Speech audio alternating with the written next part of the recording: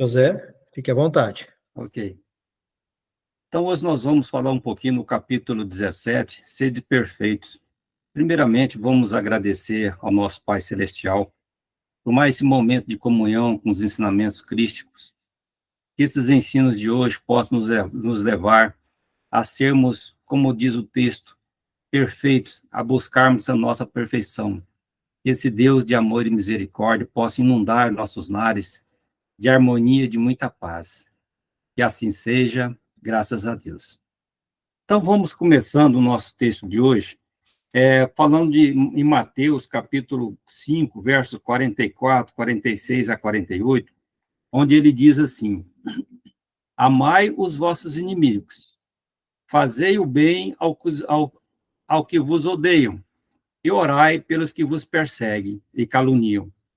Porque se somente amardes os que vos amam, que recompensa tereis disso? Não fazem assim também os publicanos? Se saudardes unicamente os vossos irmãos, que fazeis com isso mais que os outros? Os pagãos não fazem a mesma coisa? Sede, pois, vós outros, perfeitos, como perfeito é o vosso Pai Celestial. Então, aqui, vamos começar estas palavras, como foi dito em Mateus, não deve ser entendida no sentido perfeito, da perfeição relativa, porque perfeito é só Deus. Então, nós, por mais que nós busquemos, nós vamos conseguir uma perfeição relativa, a de que a humanidade é susceptível e que mais aproxima da divindade. Então, em que consiste essa perfeição? É uma pergunta que nós devemos nos questionar. Como é que nós vamos adquirir essa perfeição? Aí Jesus vem em nosso socorro e diz: amarmos os nossos inimigos, em fazermos o bem aos que nos odeiam, em orarmos pelos que nos perseguem. Então, essa é a receita que o Cristo deixou para nós buscarmos essa perfeição relativa. Estamos muito aquém desse ideal, mas com a luta e perseverança, nós haveremos de chegar até lá. Então, aqui mostra, desse modo, que a essência da perfeição é a caridade na sua mais ampla acepção, porque implica a prática de todas as outras virtudes. Então, como é bem colocado aqui, nós temos que buscar a prática da caridade na sua acepção mais ampla, não aquela caridade acanhada que muitas vezes nós fazemos, a doação de um bem material, isso é pouquinho. Então, a acepção dessa caridade é bem mais ampla para que nós possamos buscar essa perfeição relativa. Com o efeito, se observarmos os resultados de todos os vícios, e mesmo dos simples defeitos, reconheceremos não haver nenhum que não altere mais ou menos o sentimento da caridade. Porque todos têm seu princípio no egoísmo e no orgulho. Então, nós ainda estamos impregnados dessas duas chagas que abala a estrutura humana nessa nossa terra, que é o egoísmo e o orgulho, que lhes são a negação, já que tudo que superexcita o sentimento da personalidade destrói, ou pelo menos enfraquece os elementos da verdadeira caridade, que são a benevolência, a indulgência, a abnegação e o devotamento. Não podendo o amor do próximo, levado até o amor dos inimigos, aliar-se a nenhum defeito contrário à caridade. Aquele amor é, por isso mesmo, sempre indício de maior ou menor superioridade moral, donde resulta que o grau de perfeição está na razão direta da sua extensão. Foi por isso que o Cristo, depois de ter dado a seus discípulos as regras da caridade, no que tem de mais sublime lhes disse: sede perfeitos, como perfeito é o vosso Pai Celestial. Então, diante disso, nós vamos agora ver o homem de bem. O que é que nós devemos buscar para nos transformarmos nesse ser melhor que nós almejamos e queremos? Então, começamos assim, o Evangelho nos diz assim: o verdadeiro homem de bem é o que cumpre a lei de justiça, de amor e de caridade, na sua maior pureza. Então, nós temos o dever de buscarmos, né, olhar para nós e ver se nós estamos cumprindo essa lei da justiça, de amor e de caridade, na sua maior pureza. Não é superficialidade, não.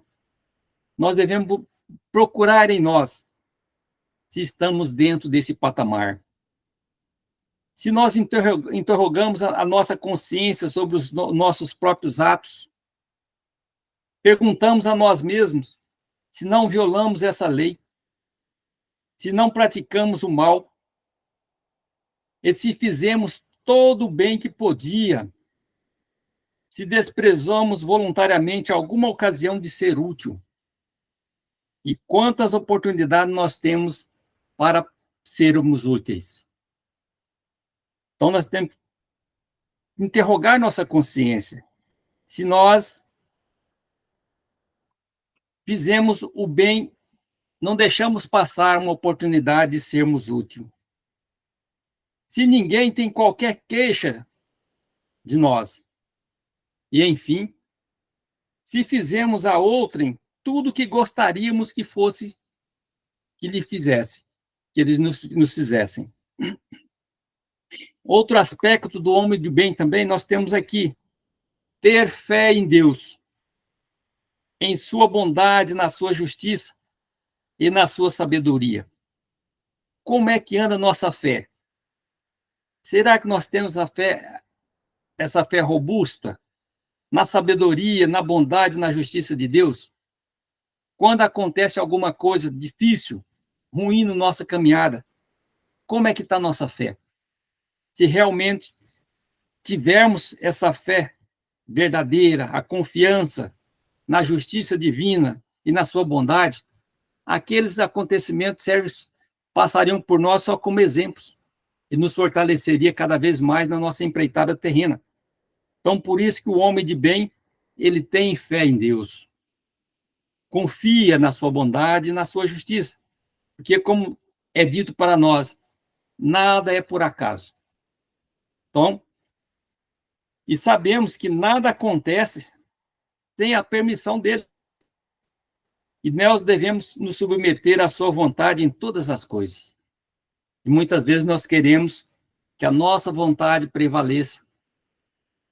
Nós não sabemos o que Deus quer de cada um de nós. Se nós questionássemos: Senhor, o que queres que eu faça? Todo dia. Faça de mim um instrumento da vossa vontade. Outro item. Tem fé no futuro. Razão porque coloca os bens espirituais acima dos bens temporais. Nós ainda estamos em meio termo. Essa crença no futuro, será que nós ainda temos essa fé no futuro? Esse futuro é lá adiante, não é o futuro de 2, 3 meses. É o futuro que nos reserva lá na frente, na nossa jornada terrena. E também outro aspecto, ainda nós estamos ainda atrelados muito ainda aos bens materiais. Então deveríamos buscar agora em sermos mais, em ser em vez do ter, colocando os bens espirituais, esses que as traças e os ladrões não roubam, acima dos temporais. O lado material ficando em segundo plano. Nós queremos, já temos uma noção disso, mas ainda estamos a desejar nesse sentido. Então, sabe-se que todas as vicissitudes, o homem de bem, todas as vicissitudes da vida, todas as dores, todas as decepções, são provas ou expiações, e as aceita sem murmurar. Como é que nós estamos? nesse processo. Nós até sabemos, temos esse conhecimento, que as vicissitudes da vida, todas as dores, são provas ou expiações que nós devemos passar por elas. Mas ó, chega no momento dessa provação, muitas vezes nós ficamos aí questionando Deus. Ou seja, volta no item anterior. Nós não temos fé em Deus e nem fé no futuro. E se nós acreditássemos piamente em Deus e no nosso futuro, essas vicissitudes da vida, que todos nós passamos por elas, ou vamos passar ainda as dores, são passageiras. Como é sempre colocado para nós, tudo passa. Mas nós queremos que passe rápido demais. Nós queremos que passe para onde? Hoje não deveria existir mais. Mas tenhamos paciência. E como foi colocado aqui, resignação diante das dificuldades. Outro aspecto do homem de bem, imbuído do sentimento de caridade e de amor ao próximo, faz o bem pelo bem, sem esperar paga alguma. Retribui o mal com o bem. Toma a defesa do fraco contra o forte e sacrifica sempre seus interesses pela justiça. Então, refletindo sobre essa outra característica do homem de bem, será que nós estamos ainda, será que já está gravado em nossos corações esse sentimento de caridade para com o próximo? Será que nós estamos fazendo o bem pelo bem ainda? Ou estamos fazendo o bem, só que se a pessoa a qual nós estamos levando o bem não agradecer, será que nós ficamos um pouquinho magoados ainda? Então, devemos fazer esse bem sem esperar paga alguma. E nem um obrigado nós devemos esperar. Mas o nosso ego ainda fica esperando o agradecimento. E isso não convém mais para nós, nós queremos realmente buscarmos essa nossa perfeição, sermos esse homem de bem, retribuir o mal com o bem. Vai chegar um momento, vai chegar uma hora, que nós vamos conseguir realmente fazer isso, é dar a outra face, é retribuir o mal com o bem. No momento dessa nossa estada terrena, isso parece utopia ainda, mas nós sabemos que é possível. Nós trabalharmos isso em nosso interior, e assim nós vamos construindo a nossa fé no futuro, a nossa fé em Deus. Aí nós vamos começar a retribuir o mal com o bem, tomando a defesa do fraco contra o forte, sacrificando sempre os nossos interesses pela justiça. Outra característica, encontra satisfação nos benefícios que espalha, nos serviços que presta, em fazer felizes os outros, nas lágrimas que enxuga, nas consolações que prodigaliza aos aflitos. Então, é gratificante quando nós espalhamos esse benefício e nós vemos levar um pouquinho de felicidade àqueles que estão ao nosso alcance. Enxugar uma lágrima e chorar junto também. Levar essa consolação aos aflitos. Essa é o nosso dever como os cristãos, como esse homem de bem que nós queremos ser. Então, o primeiro impulso é para pensar nos outros, antes de pensar em nós mesmos.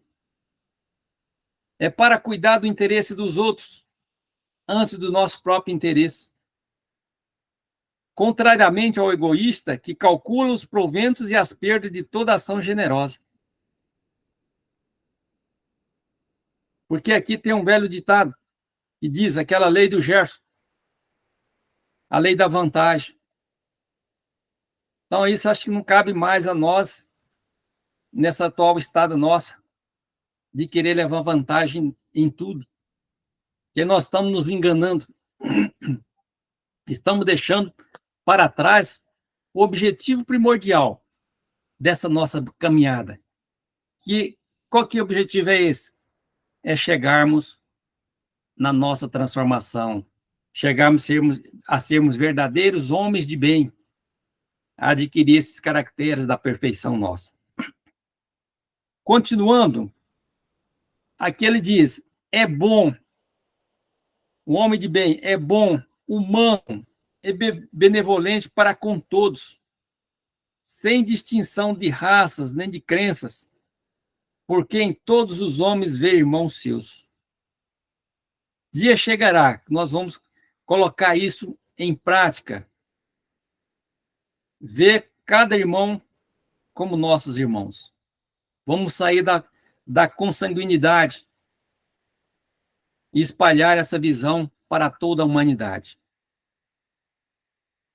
Respeita nos outros todas as convicções sinceras e não lança anátemas aos que não pensam como ele.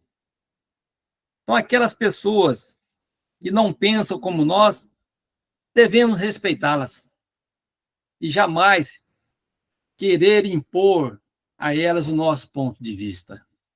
Já passei por uma experiência dessa, quando o irmão de outra religião queria impor a mim o seu ponto de vista, chegando até a fazer um desafio para que nós fôssemos até uma praça da cidade e ver quem que era o melhor, quem poderia fazer um milagre. Então, aí está. Devemos respeitar todas as crenças, todas as convicções sinceras. Em todas as circunstâncias, a caridade é o seu guia. Então, em todas as circunstâncias, a caridade deve ser o nosso guia. Se nós estamos no trânsito e sofremos umas cortadas, que isso acontece diariamente, será que a caridade é o nosso guia nesse momento? Será que não vem aquele desejo de soltar um palavrão? Então, a caridade não é nosso guia nesse instante. Então, ela deve ser em todas as circunstâncias. A caridade deve ser o nosso guia.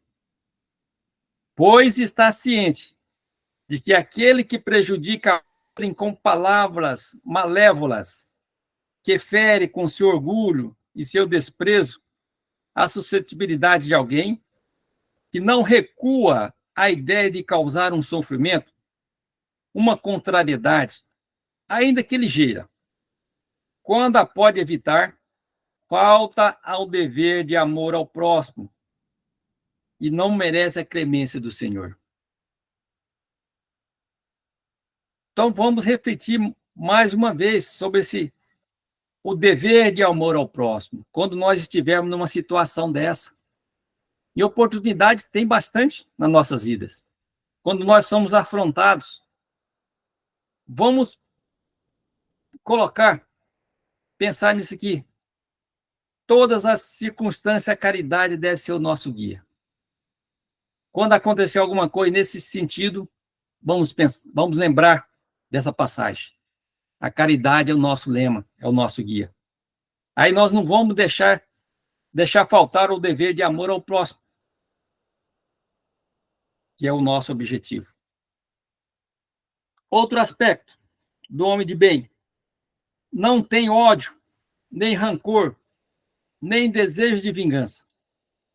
A exemplo de Jesus, perdoa e esquece as ofensas, lembrando-se apenas dos benefícios, por saber que lhe será perdoado conforme houver perdoado. Será que nós perdoamos a quem nos ofende? Aquelas ofensas que são nos dirigidas? Devemos ponderar sobre isso também.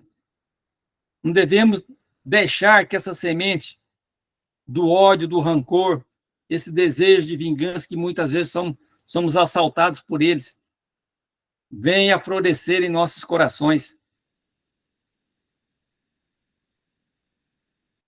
para que nós possamos, assim, possamos receber os benefícios de que seremos perdoados conforme houvermos perdoado. Sigando em diante, é indulgente para as fraquezas alheias, porque sabe que também necessita de indulgência e se recorda dessas palavras do Cristo: atire-lhe a primeira pedra, aquele que estiver sem pecado. Esse aspecto também é importante nós ressaltarmos: as fraquezas alheias. Nós não estamos sozinhos nessa jornada terrena. Estão cheios de companheiros, que muitas vezes têm essas fraquezas ao nosso redor. Então devemos ser indulgentes para com eles e auxiliá-los também, praticando o quê? A caridade.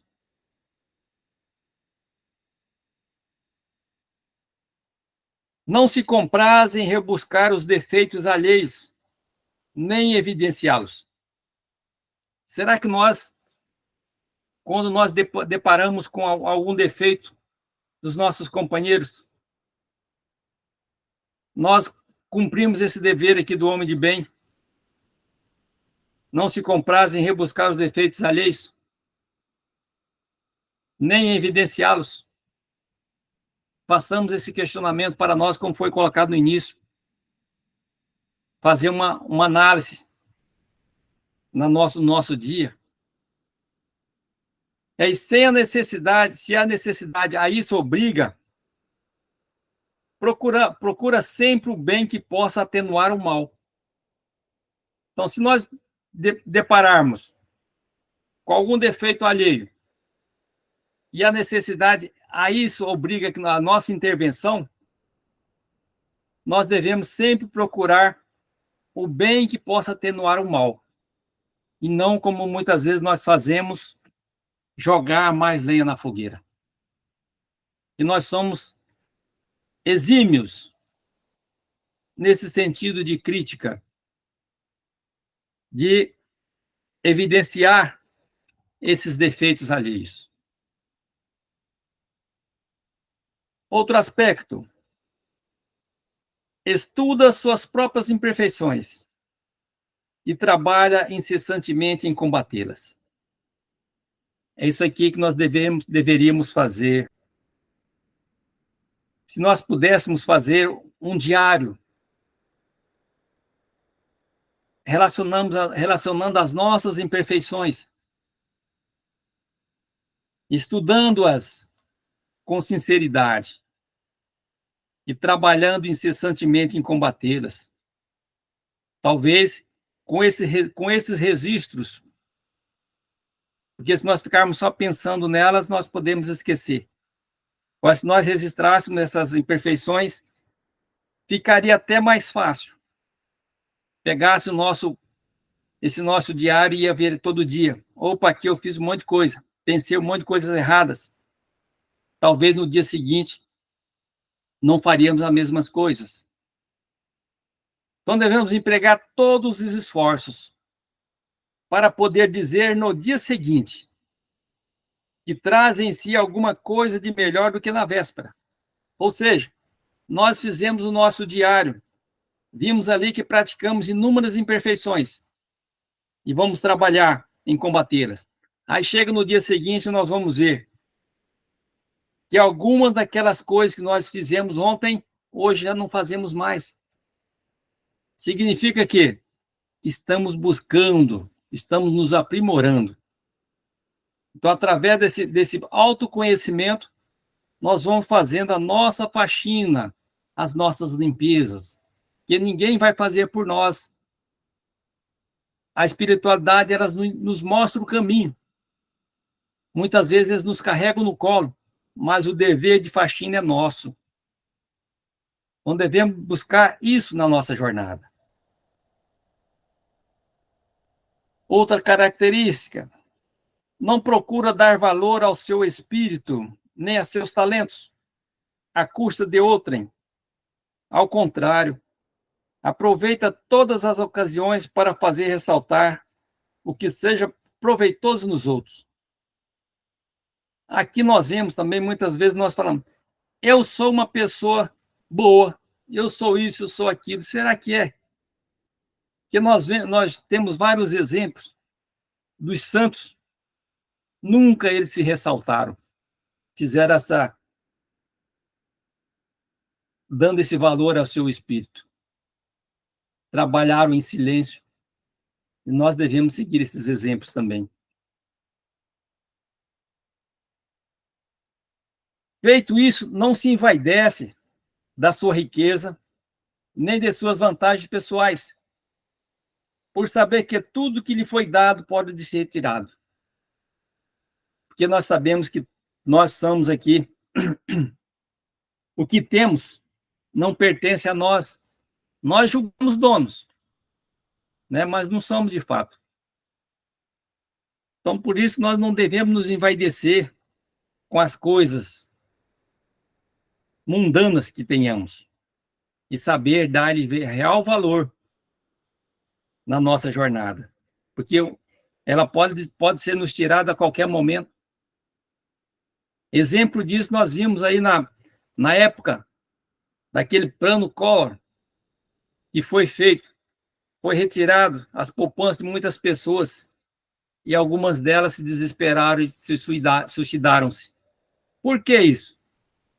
Porque, como nós vimos no início, o valor material está acima do valor espiritual. Então, vamos seguindo. Outra característica, usa, mas não abusa dos bens que lhe são concedidos, porque sabe que é um depósito de que terá de prestar conta e que o emprego mais prejudicial que lhe pode dar é de aplicá-lo à satisfação de suas paixões. Então, tudo que nós adquiramos nessa nossa jornada, até o nosso corpo, nós somos depositário desses bens.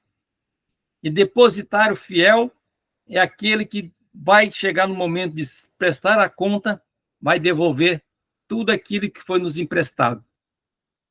E aquele depositário infiel, que antigamente na esfera penal, merecia cadeia. Então, mas essa cadeia que nós temos hoje, no lado nosso moral, é a afronta à justiça divina. Então, devemos empregar esse depósito, aplicá-lo ao auxílio ao próximo, e não às satisfações das nossas paixões.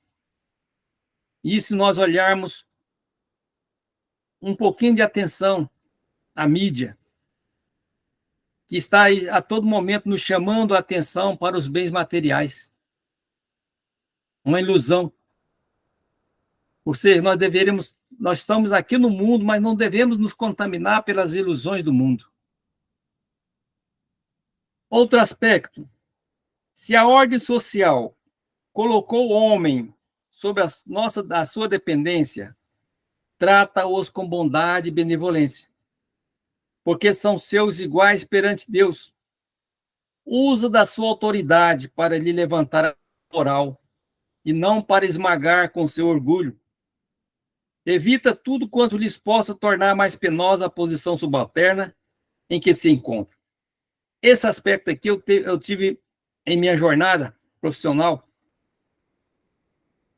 um chefe que era primeiro chefe nesse sentido, usando sua autoridade para levantar a moral, é aquele chefe acolhedor.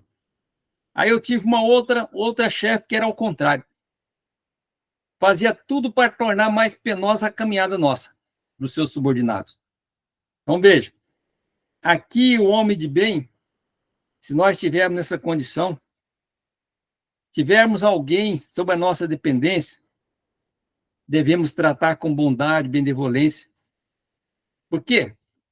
Eles são iguais perante Deus. São nossos irmãos. E a nossa autoridade seria para quê? para levar-lhes, levantar a moral. Agora, se nós somos subordinados, devemos o quê? Compreender os deveres da posição que ocupamos e nos empenharmos em cumpri-la conscienciosamente. Muitas vezes a gente vê pessoas subordinadas a uma chefia e revoltada por aquela condição. Sendo que devemos compreender a posição que nós ocupamos e nos empenharmos em cumprir a nossa função. Aqui, no Francisco de Assis, ele tinha muita compaixão pelas pessoas. Certa feita, ele estava num campo, tinha vários homens trabalhando no sol tremendo, e ele, condoído daqueles seres, queria retirá-los todos daquele sol. Aí um mentor chegou até ele e falou: preste atenção, olha com mais afinco, com um olhar espiritual, para aqueles irmãos que estão lá, né, trabalhando no sol quente. Aí ele olhou com uma, vamos dizer assim, com uma lupa, aí viu em torno dos seus corpos um monte de manchinhas, de manchas pretas.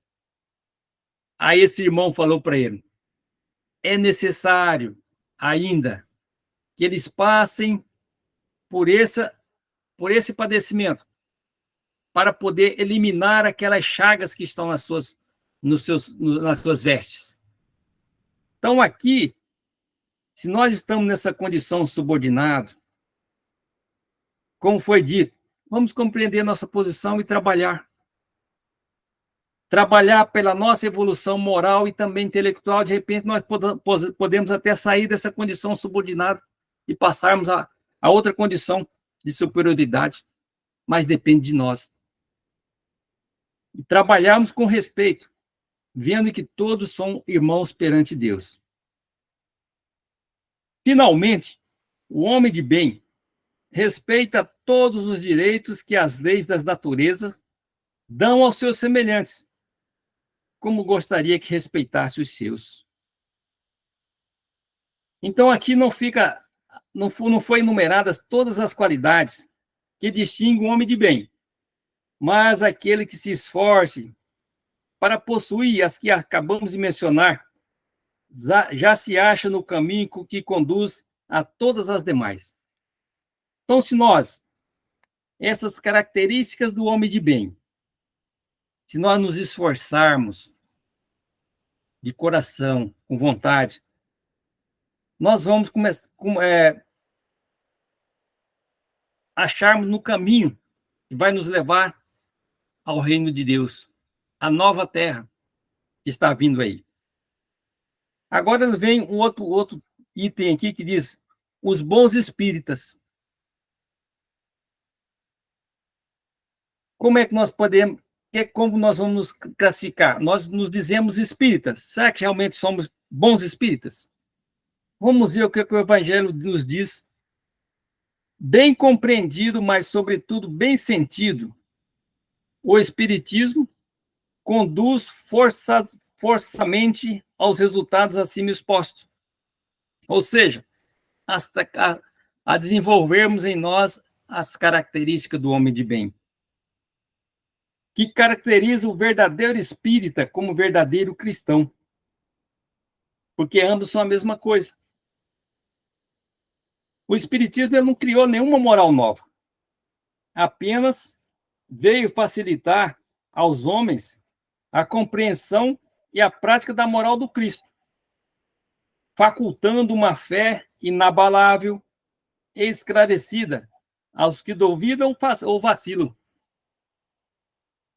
Muitos, entretanto, dos que acreditam nos fatos das manifestações, não compreendem suas consequências, nem seu alcance moral.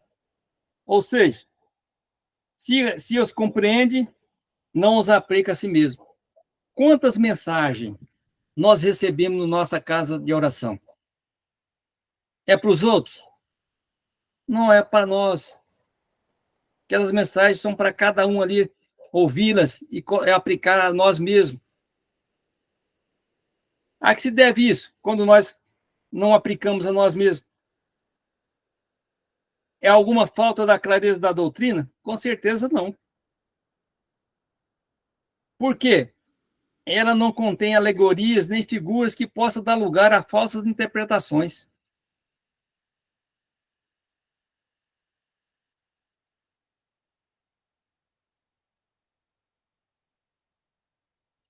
Então, nós vemos que o dever de cada um de nós, nessa caminhada terrena, é obrigação moral para conosco mesmo. Primeiro e em segundo para com os outros. O dever é a lei da vida. Encontra-se nas mais ínfimas particularidades, como nos mais elevados, os atos mais elevados. Aqui, o Lázaro, essa mensagem do Lázaro, ele nos diz, ele está falando apenas do dever moral. Então, na ordem dos sentimentos, o dever é muito difícil de cumprir-se, por se achar em antagonismo com as seduções do interesse e do coração. Agora vamos ver um pouquinho sobre a virtude. A virtude, no mais alto grau, é o conjunto de todas as qualidades essenciais que constituem o homem de bem, como nós vimos, todas aquelas qualidades. Ser bom, caridoso, laborioso, sóbrio, modesto, são qualidades do homem virtuoso. Infelizmente, elas são quase sempre acompanhadas de pequenas enfermidades morais, ou seja, começa a desvirtuar essas qualidades, que eles tiram o encanto e as atenuam. Aquele que faz ostentação da sua virtude não é virtuoso. Como nós dissemos, os santos jamais fizeram ostentação da sua virtude. E como é sempre ressaltado ali, vamos trabalhar em silêncio. Faça a tua parte, siga adiante.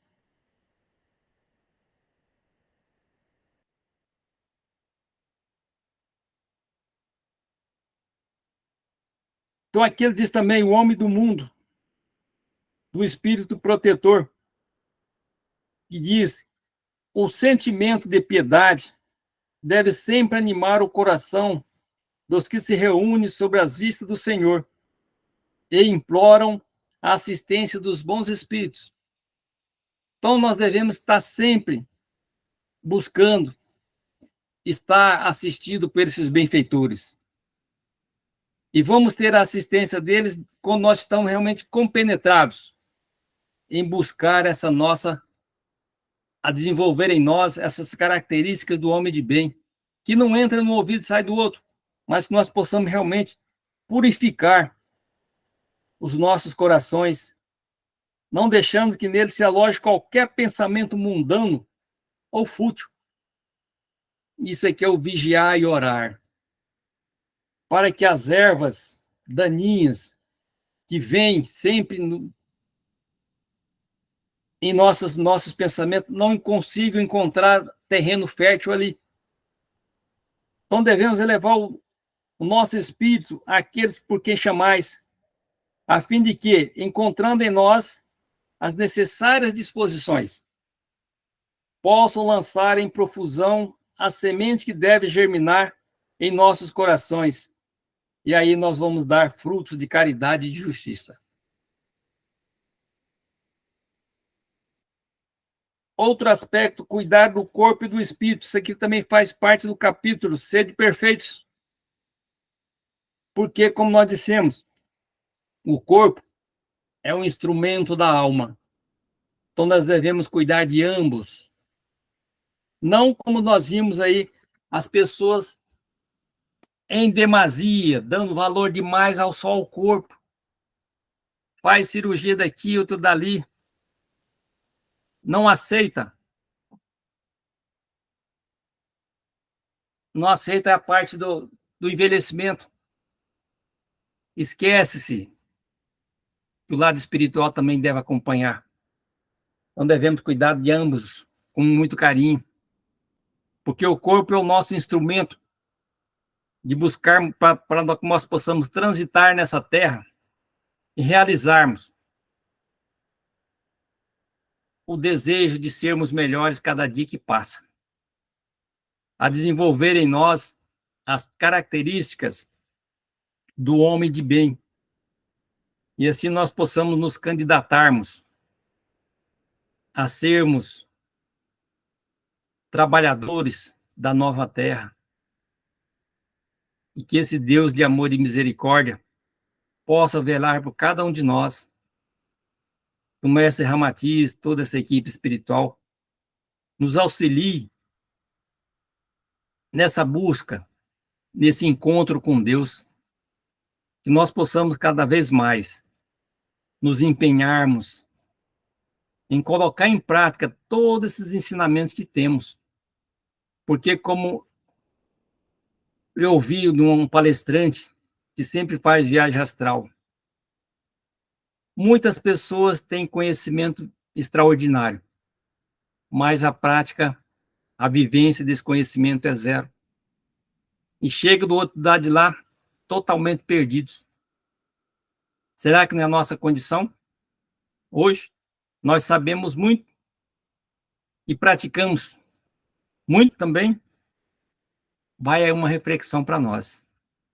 Que Deus, no seu infinito amor e bondade, nos abençoe e nos guarde sempre. Que assim seja, graças a Deus. Alessandro? Só um minuto, Zé, vou encerrar a gravação aqui.